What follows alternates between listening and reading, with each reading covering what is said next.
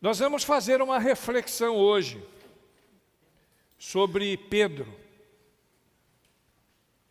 O calendário católico festeja Pedro no dia 29 agora, né? E é mera coincidência o fato de nós estarmos falando de Pedro hoje. Só que nós vamos falar no dia em que Pedro traiu Jesus. Esse é o tema da nossa mensagem. E eu quero convidá-los a abrirem suas Bíblias no livro de Mateus, capítulo 26, os versículos 69 a 75. Será a base bíblica principal da nossa reflexão hoje.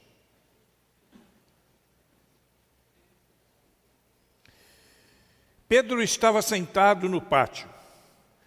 E uma criada, aproximando-se dele, disse: "Você também estava com Jesus, o Galileu." Mas ele negou diante de todos, dizendo: "Não sei do que você está falando." Depois saiu em direção à porta, onde outra criada ouviu, e disse aos que estavam ali: "Esse homem estava com Jesus, o Nazareno." E ele, jurando, o negou outra vez: "Não conheço esse homem." Pouco tempo depois, os que estavam por ali chegaram a Pedro e disseram: "Certamente você é um deles. O seu modo de falar o denuncia." Aí ele começou a se amaldiçoar e a jurar: "Não conheço esse homem." Imediatamente um galo cantou. Então Pedro se lembrou da palavra de Jesus, que tinha dito: "Antes que o galo cante, você me negará 3 vezes." E saindo dali, chorou amargamente. Que o Senhor aplique sua palavra em nosso coração e nos dê a compreensão necessária para entendermos o que Ele quer falar conosco. Como nós lemos aí no Evangelho de João, e nós podemos ver no contexto, Jesus estava preso. Ele havia sido preso e tinha sido conduzido ao pátio do sumo sacerdote.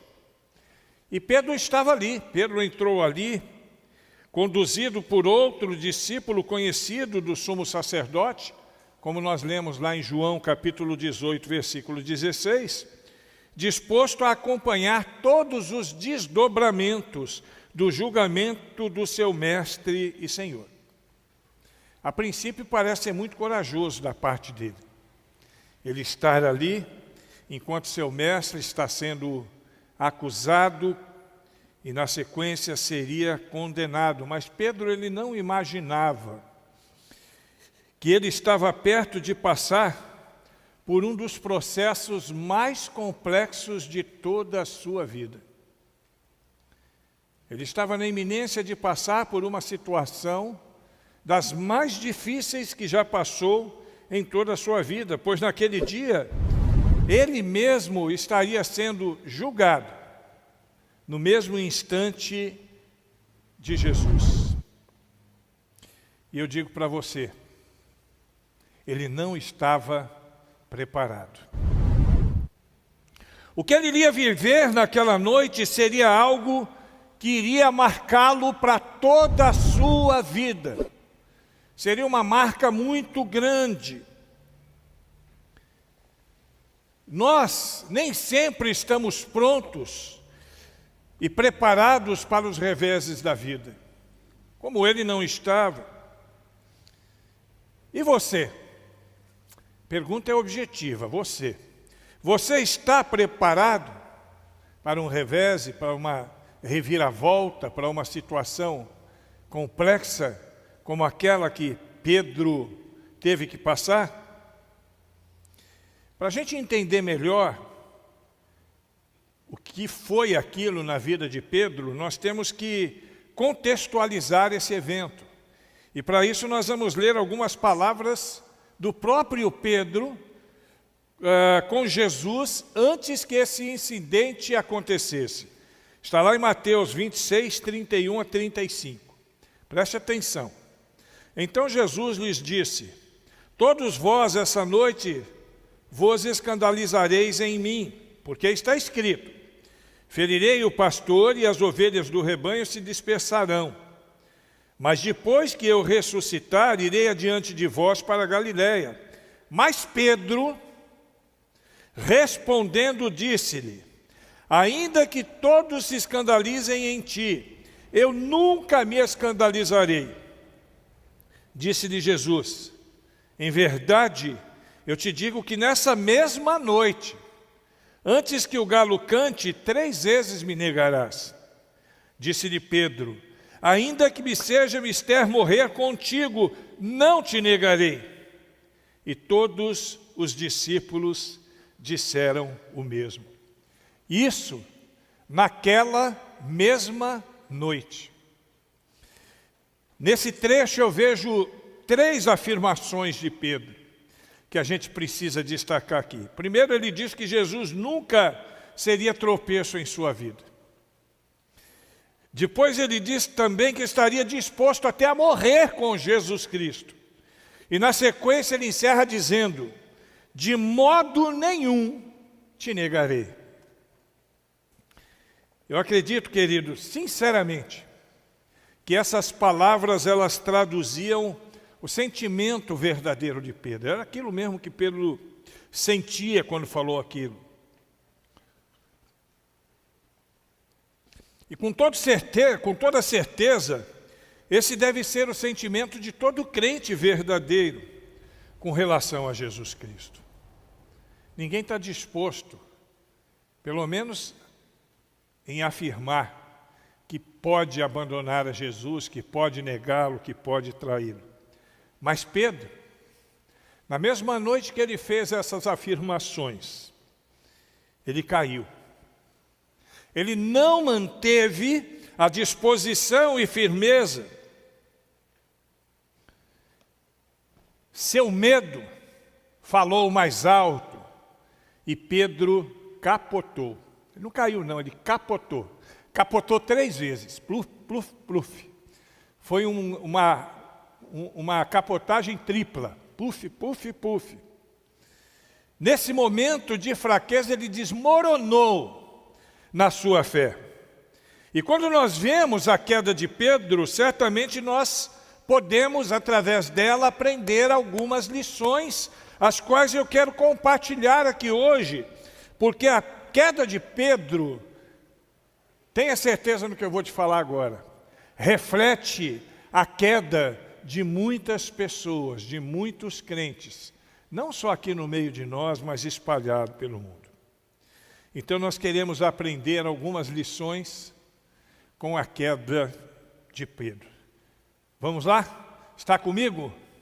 Então vamos para a primeira lição.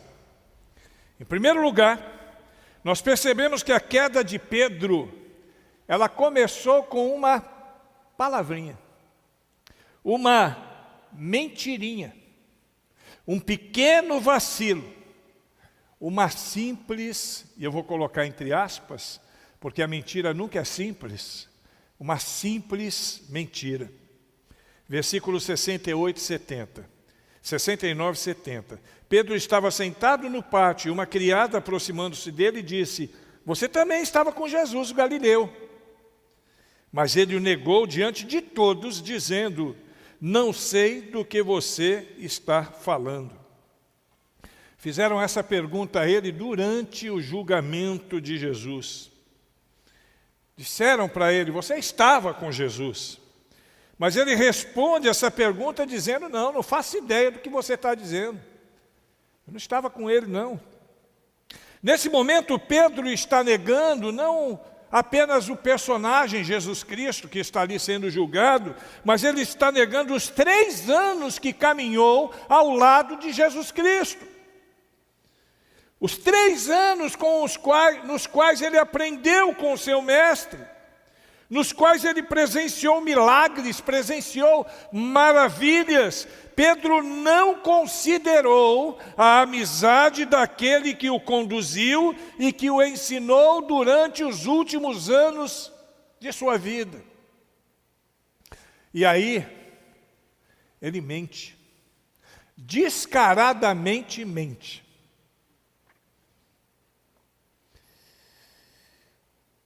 ele nega os 3 anos, como se aqueles 3 anos não tivessem existido na sua vida. Vendo esse evento na vida de Pedro, eu me lembro das palavras de Salomão em Cantares. Lá em Cantares 2, versículo 15, a gente lê: apanhai-nos as rapozinhas, que fazem mal às vinhas, porque as nossas vinhas estão em flor. Primeira coisa que eu me lembrei quando eu li esse texto foi justamente disso, por conta da mentirinha de Pedro. Caçar coisas grandes é fácil, porque vemos-las rapidamente, mas as coisas pequenas, muitas vezes elas não aparecem, elas ficam escondidas. No contexto de Salomão, as rapozinhas são o único elemento negativo no cenário da primavera. As raposas grandes, elas eram avistadas e por conta disso, então, as cercas eram feitas de tal maneira que pudesse contê-las. Mas as pequenas, por serem pequenas, passavam por baixo da cerca e causavam um grande estrago. A Bíblia diz que elas devastam, destroem, arrasam as vinhas que estavam em flor, que ia começar a dar fruto, estava em flor, ia começar a dar fruto, momento de fertilidade que estava para acontecer, e aquelas rapozinhas vêm e com seu poder destrutivo arrebentam com tudo. Rapozinhas são animais astutos, extremamente espertos. Elas conseguem enganar até os cães e dizem que a estratégia dela é urinar. Então ela urina para confundir o olfato dos cães. E com isso eles se atrapalham e perdem o rastro. E aí elas conseguem, meter o pé. Aliás, meter as patas, né? Quem mete o pé somos nós. Ela mete as patas. Rapozinhas aqui, elas significam para nós pequenos pecados. Eu vou colocar entre aspas o pequeno. Sempre que eu colocar entre aspas, é porque é uma expressão que eu uso que não é bem assim. Só para a gente entender. Pequenos pecados. Muitas vezes que parecem insignificantes. Em alguns casos até engraçadinhos. Mas os que querem destruir a igreja, que é a vinha do Senhor, Satanás e todas as suas tropas, gostam de atacá-la. A gente não usa aquela expressão, roendo pelas beiradas, comendo pela beirada. O diabo faz a mesma coisa. Ele vem pelas beiradas, com coisas pequenininhas, que aparentemente não causam tanto dano e que a gente nem percebe, porque nós estamos preocupados com as grandes raposas, né? O roubo, o adultério, coisas grandes que parecem ser mais, né? O homicídio. E a gente se esquece que tem coisas grandes, situações pequenas que invadem as nossas vidas, que invadem as nossas igrejas e que quando nós não damos importância por serem pequenas, nós acabamos vendo elas progredirem e crescerem, como nós vamos ver na vida de Pedro aqui. Começou com uma mentirinha, mas ela progrediu. Vou dar alguns exemplos. A fofoca, por exemplo. Fofoca é um pecadinho. Porque muita gente faz fofoca, por aí, aqui na nossa igreja não, mas por aí tem muita gente que faz fofoca. É uma raposinha, que muitas vezes as pessoas não se incomodam com ela. Muito pelo contrário, algumas acabam se envolvendo com as fofocas, que se transformam em mexericos, que se transformam em intrigas, porque uma fofoca, via de regra, ela vai se transformar numa intriga. A fofoca é um veneno para a vinha do Senhor. Veneno estraga, veneno mata, acaba com toda a plantação. A fofoca, ela faz com que surjam inimizades. Inimizades são criadas. 1 João 2, 9 e 10 diz assim: Aquele que diz que está na luz e odeia o seu irmão, até agora está em treva. Aquele que ama o seu irmão está na luz e nele não há escândalo. Se eu amo o meu irmão, eu não vou fazer fofoca dele, não. Se tem alguma coisa para resolver, eu vou tentar ajudá-lo. Eu não vou jogar ele na berlinda, não. Eu vou buscar ajudá-lo. E eu vou dizer uma coisa para você, e creia no que eu vou te dizer agora. Todas as pessoas que rodeiam o fofoqueiro só têm um objetivo. Sabe qual é? Fazer fofoca. Todas as pessoas que rodeiam os fofoqueiros só têm esse objetivo. Às vezes é só uma fofoquinha, só uma coisinha pequena, e ali naquela coisinha pequena começa a nascer uma intriga que pode acabar gerando inimizades que duram às vezes a vida toda. Quer ver outra raposinha? Crítica. E a crítica aqui não é aquela crítica construtiva, mas é aquela crítica que julga, que censura, que nota a imperfeição e defeitos, que fala mal. Esse tipo de crítica, na maioria das vezes, esse tipo de crítica é fruto de ciúme, é fruto de inveja. Veja o texto de Mateus capítulo 7, de 1 a 9. E ajuntaram-se a ele os fariseus e alguns dos escribas que tinham vindo de Jerusalém. E vendo que alguns dos seus discípulos comiam pão com as mãos impuras, isso é, por lavar, o repreendiam, o criticavam. Porque os fariseus e os seus e todos os porque os fariseus e todos os judeus, conservando a tradição dos antigos, não comem sem lavar as mãos. E quando voltam do mercado, se não se lavarem, não comem. E muitas outras coisas há que receberam para observar, como lavar os copos, os jarros, os vasos de metal, as camas. Depois perguntaram-lhe os fariseus e escribas: por que não andam os teus discípulos conforme a tradição dos antigos, mas comem o pão com as mãos por lavar? E ele respondendo disse: bem profetizou Isaías acerca de vocês, hipócritas. Jesus bate forte, viu? Jesus bate forte. Como está escrito: esse povo me honra com os seus lábios, mas o seu coração está longe de mim. Em vão, porém, me honram, ensinando doutrinas que são mandamentos de homens. Porque deixando o mandamento de Deus, retende a tradição dos homens, como lavar de jarros, de copos, e fazeis muitas outras coisas semelhantes a esta. E diziam-lhe: bem, invalidais o mandamento de Deus para guardardes a vossa tradição. Quer dizer, os camaradas estavam mais preocupados com a tradição, com a religiosidade, aí a gente sempre volta no assunto, do que com a espiritualidade. Muito mais preocupado com a religiosidade, com os dogmas. Eles estavam criticando os discípulos, porque estavam presos a essas tradições e não conseguiam enxergar coisas novas. E por conta disso, acabavam invalidando a palavra de Deus, que diz que toda aquela lei cerimonial foi encravada na cruz. E eles estavam nesse processo, deviam ter percebido. Porque o grande Deus e Senhor Jesus Cristo estava ali exatamente para fazer isso. O crítico, muitas vezes, ele invalida a palavra de Deus por causa da sua cegueira. Murmuração é outra raposinha. Ela também está sempre presente no meio das igrejas. Pessoas que estão descontentes com algumas pessoas e situações. E isso é terrível. Existem muitas outras que nós poderíamos citar aqui.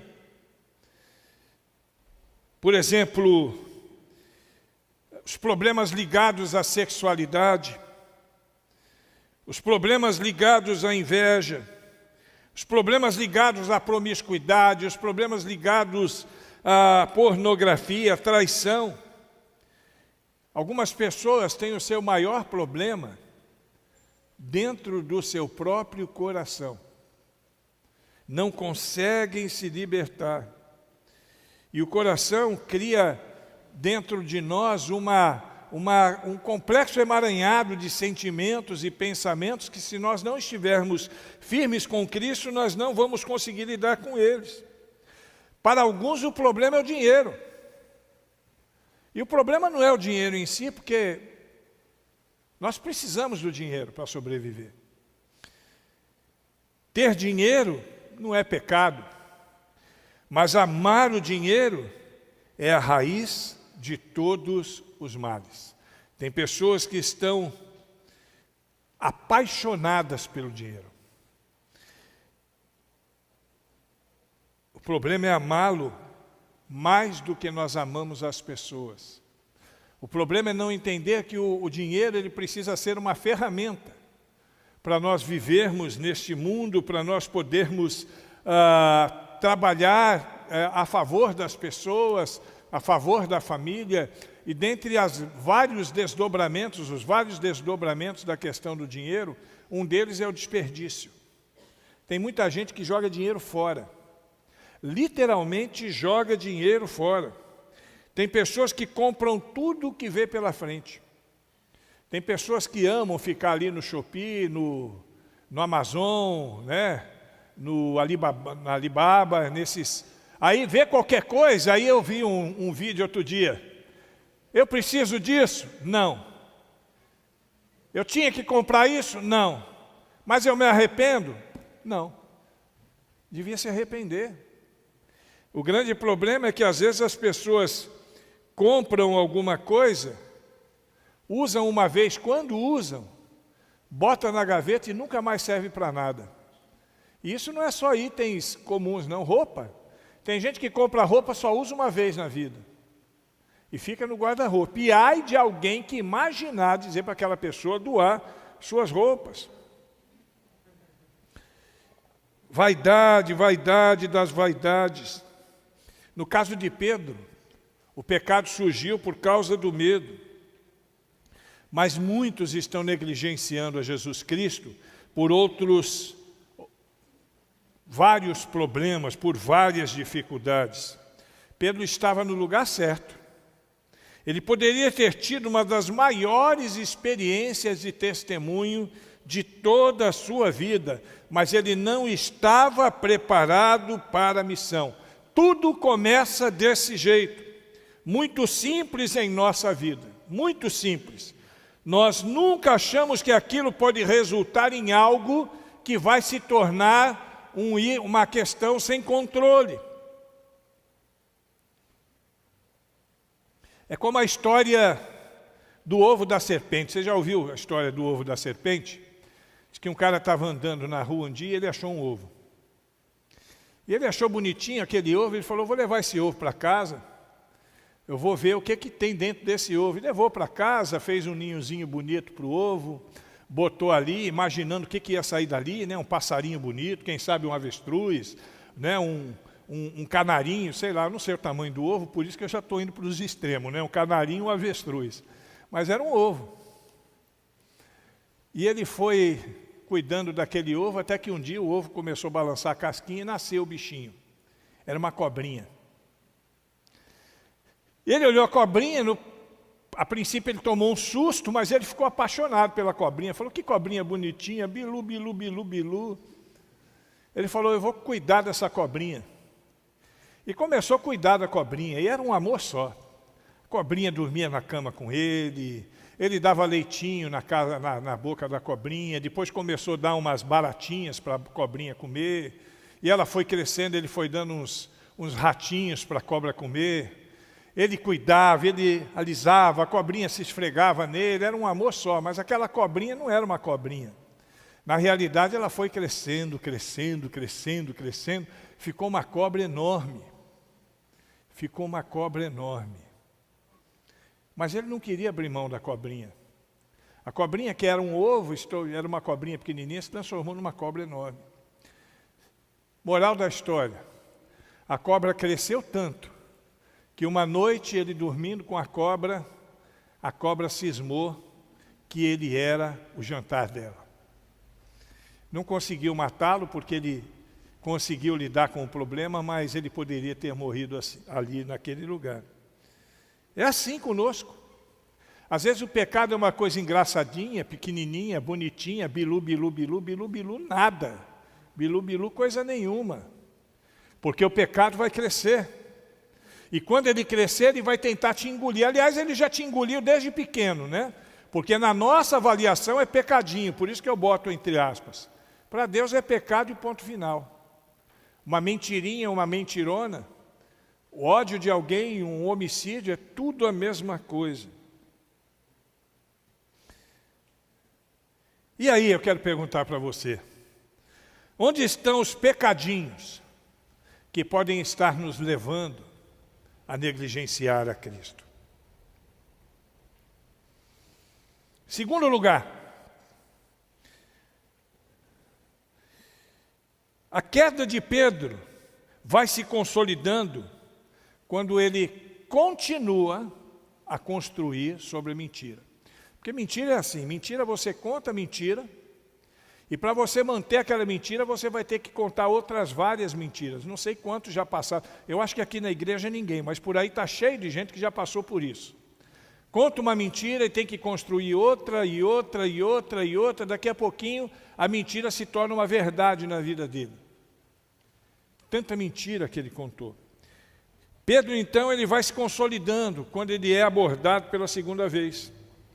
Depois disso, 71 e 72, saiu em direção à porta, onde outra criada o viu, e disse aos que estavam ali, este homem estava com Jesus, o Nazareno. E ele, jurando, o negou outra vez, não conheço esse homem. Uma nova pergunta é feita a Jesus. Estava com Jesus, o Nazareno? E aí, foi a chance do arrependimento. Ele poderia ali ter rompido o ciclo da mentira, que começou na pergunta anterior. Ele tinha a oportunidade de se redimir diante da mentira que ele já tinha feito um pouco antes, mas Pedro continua mentindo. E dessa vez ele nega Jesus com muito mais intensidade, ele jura. Agora a intensidade da mentira aumentou. Ele agora jura. E ele jurando negou Jesus segunda vez, não conheço esse homem. Novamente ele está negando as obras de Jesus Cristo. Obras que o próprio Pedro havia testemunhado e experimentado. Ele experimentou tantos milagres em sua vida.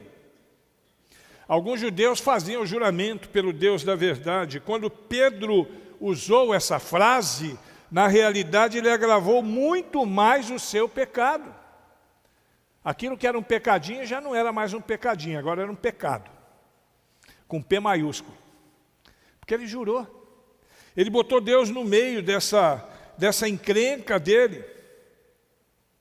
Como o exemplo dado por Pedro mostra a maldade e a ilusão que existe no coração do homem. É muito forte. E também que se transforma, ou que transforma os melhores homens em homens que se afastam de Deus e que vivem a sua própria sorte, tornando-se meramente iguais a todos os homens, tais quais homens mundanos, cuja boca está repleta de amargura e maldição. Pedro agora estava agindo exatamente como um desses. E assim somos nós, queridos, quando nós insistimos no pecado. A nossa consciência nos fala, o Espírito Santo nos fala, a palavra de Deus nos fala. E eu acredito que alguns que estão ouvindo agora essa mensagem estejam pensando em alguma situação na sua própria vida. É possível. Mas infelizmente,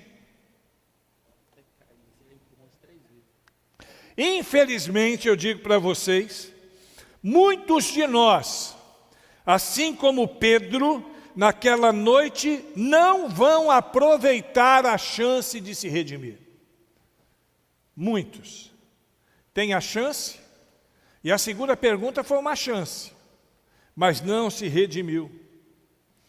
podem até se entristecer, tem alguns que ficam tristes consigo mesmo. E a gente conhece isso porque a gente vive atendendo pessoas nessa situação.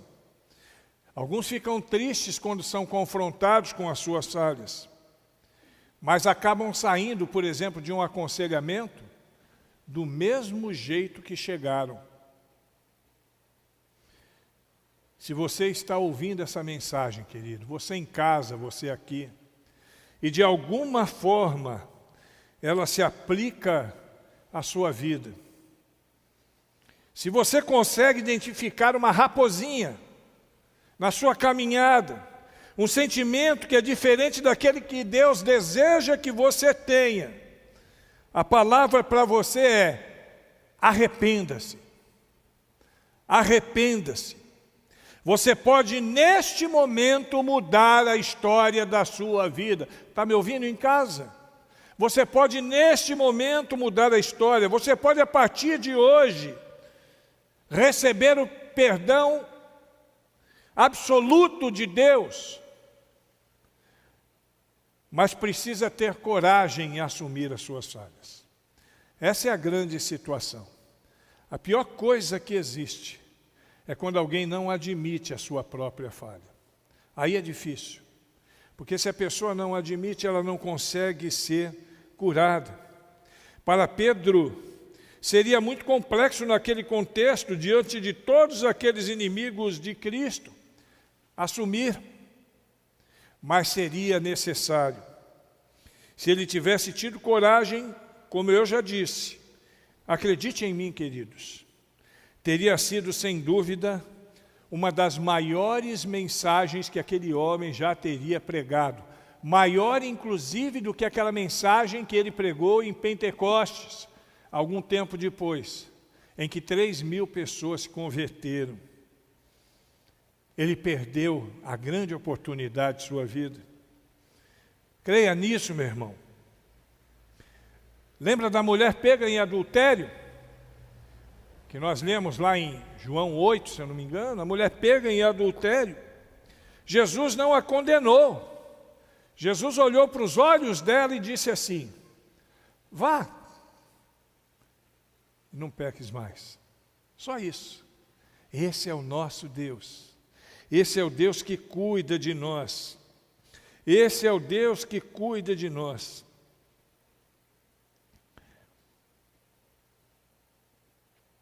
Você pode sair daqui hoje, ou mesmo em casa onde você está, você pode hoje, claro, se essa palavra se aplica a você, você pode sair daqui completamente transformado, deixando de lado essas pequenas raposinhas, deixando de lado essas coisas que, queira ou não queira, por mais que você não queira isso, demonstram o seu menosprezo a Jesus Cristo. Você pode deixar de lado, deixa o pecado de lado, em nome de Jesus Cristo. Precisamos ter coragem para confessar. A Bíblia diz que aquele que confessa e deixa, alcança misericórdia. Pedro perdeu a segunda oportunidade, na segunda vez que foi confrontado. Talvez você já tenha sido confrontado mais de uma vez, mais de 2 vezes, mais de 3 vezes. Mas hoje é o dia de você se libertar, amém? Hoje é dia de libertação. Repita comigo: conhecereis a verdade vos libertará. Por último, a terceira lição.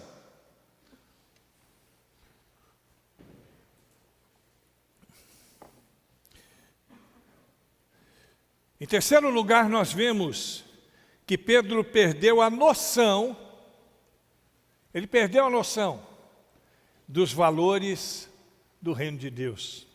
73, 74. Pouco depois, os que estavam ali chegaram a Pedro e disseram: certamente você é um deles. Seu modo de falar te denuncia.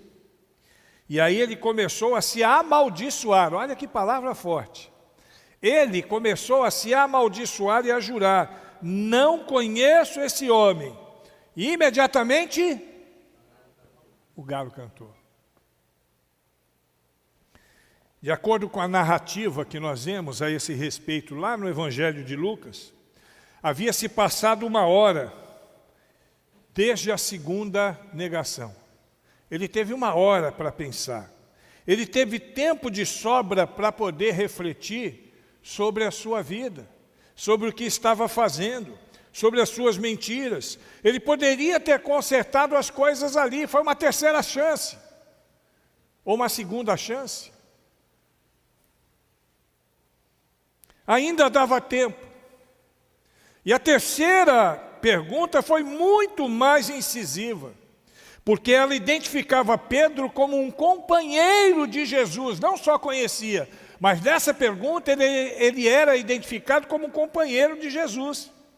Aliás, segundo o texto que narra o mesmo evento em João, essa pergunta foi feita pelo mesmo cidadão a quem Pedro decepou a orelha, Malco. Olha que coisa interessante. Foi Malco que confrontou ele ali. Lembra da história lá na hora que Jesus foi preso? Foi Malco, está lá em João 18, 26. E aí ele diz assim: você é um deles sim, a sua fala denuncia você. A Galiléia era uma região das regiões mais desgraçadas da Palestina. Era um lugar de muita miséria.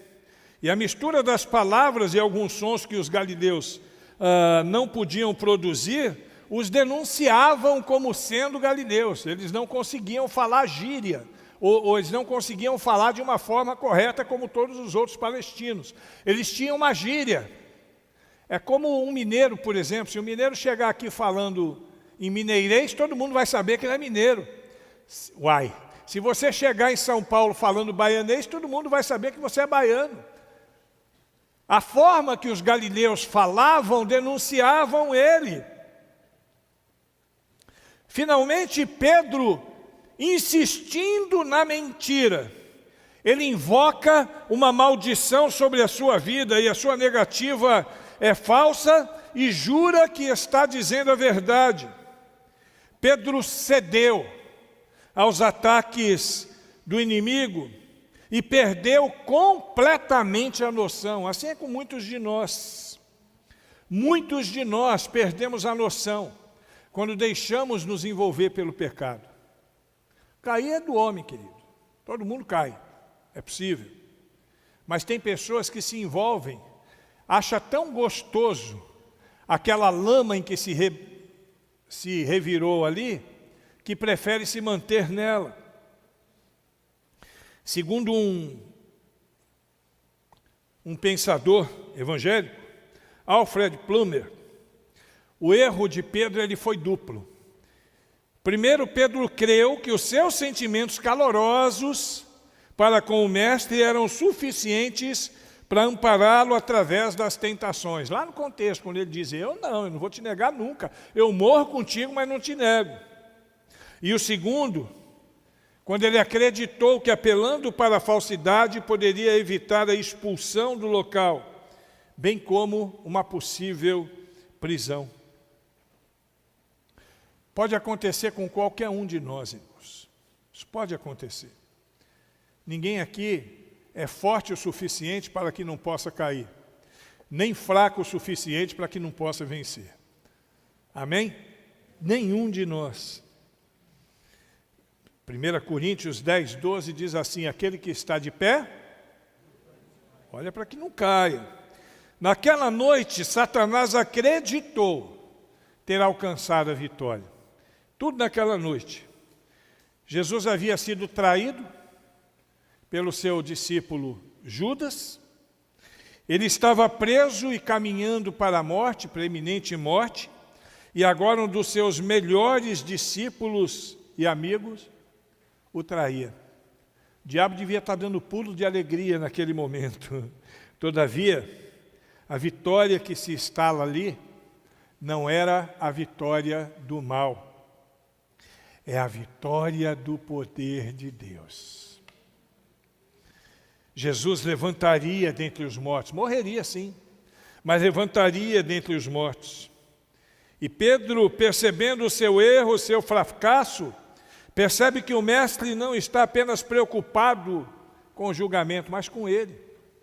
Quando o galo canta, sabe o que Jesus faz? Ele olha para Pedro. Tipo assim, eu te disse. Não te disse? Mas aquele olhar era um olhar de ternura, não de condenação. Não era um olhar de condenação, era um olhar de ternura. Qualquer um de nós pode cair. É possível que algum entre nós aqui, ou lá do outro lado nas câmeras, esteja caído justamente nesse momento. Mas a nossa queda, ela não é e não deve ser a última página da nossa vida, pois o arrependimento está disponível para todos. Todos nós podemos nos arrepender. Nosso Deus é o Deus da segunda chance. Amém? É o Deus da terceira chance. É o Deus da quarta chance. É o Deus da quinta chance. O Deus que nos ensina a perdoar 70 vezes 7 vezes. E se Ele ensina a nós perdoarmos 70 vezes 7 vezes, Ele na sua graça e misericórdia tem sempre perdão para a nossa vida. Não há pecado que a graça de Deus não possa perdoar.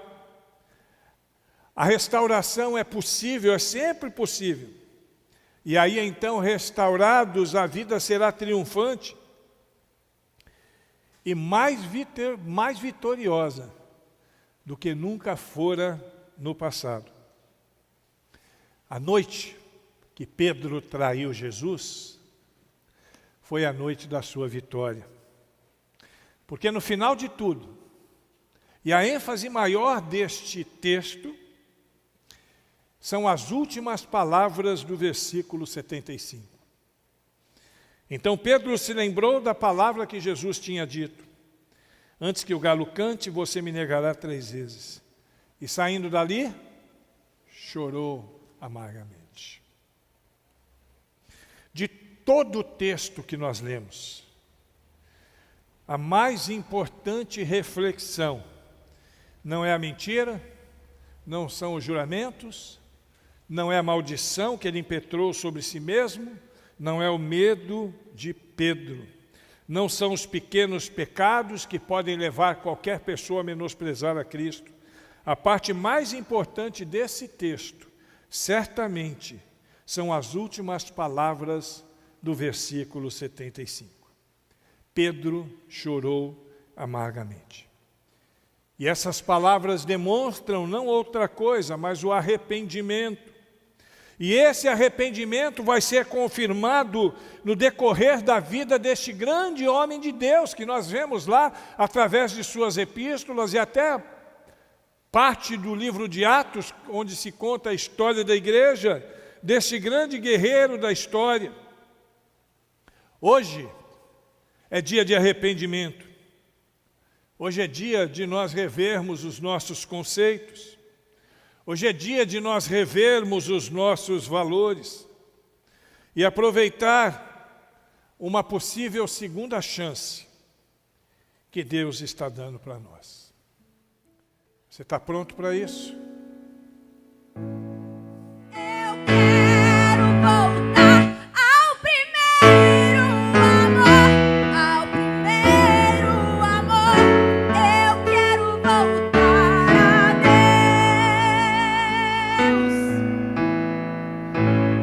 Deixa eu falar uma coisa para você. Você veio aqui hoje porque Deus queria falar contigo. Eu creio muito na providência divina. Hoje à tarde eu coloquei uma figurinha lá no grupo, quem é da igreja viu, com o dedo apontado para você, dizendo assim: Deus quer falar com você. É possível que Deus tenha falado com você. Eu creio nisso. De uma forma poderosa, de uma forma incisiva, quem sabe até de uma forma muito direta. Agora, o mais importante numa mensagem como essa, num processo como esse, de compartilhamento da palavra de Deus, é quando a gente entende que Deus está falando conosco e dizemos assim: Senhor, minha vida está aí, eu me arrependo, Quero voltar àquele momento lá no começo, ou quem sabe até se você não teve ainda esse começo, eu quero começar. Eu quero partir para uma nova aventura espiritual contigo, ó Deus. E quero deixar de lado os pecados, os pecadinhos e os pecadões. Quero deixar de lado tudo aquilo que me afasta de Ti. Precisa ter coragem, porque algumas coisas nos acompanham às vezes a vida toda. Eu já conheci pessoas que tinham situações complexas desde criança. E para poder deixar teve que lutar muito, mas eu te garanto. Aliás, eu não. Esse livro aqui, ó, a Bíblia Sagrada, ele te garante que em Cristo Jesus você é mais que vencedor. Ele te garante que se Deus operar na sua vida, ninguém impedirá a operação de Deus. Ele me diz também que o sangue de Jesus Cristo nos purifica de todo e qualquer pecado, seja pecadinho, seja pecado, seja pecadão. Agora, você precisa admitir isso.